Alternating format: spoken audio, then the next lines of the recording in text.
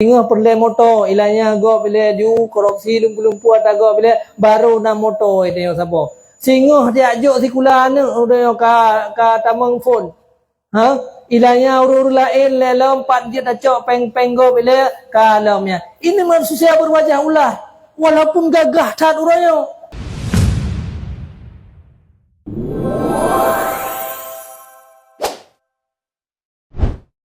Hidup seperti ular.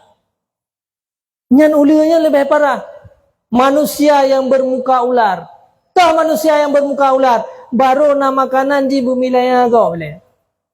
Yang baru na rumah saboh. Benar ilahnya urur ngasin lempad umrawa kana rumah idahnya.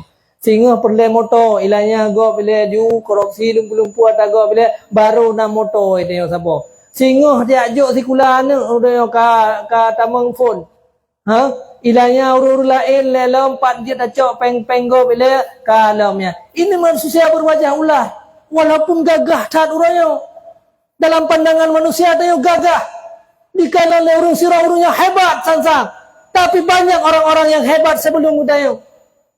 Le pemimpin-pemimpin awal yang lebih awal menduduki jabatan sebelum kita menduduki jabatan itu. Kemana mereka hari ini? Kemana tubuh mereka hari ini? Kemana kehebatan mereka hari ini?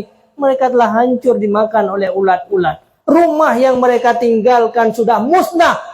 Rumah yang mereka tinggalkan telah sirna semuanya. Tubuh mereka telah dihancurkan oleh Allah Subhanahu wa taala menjadi makanan binatang-binatang yang sangat keji dalam liang lahat.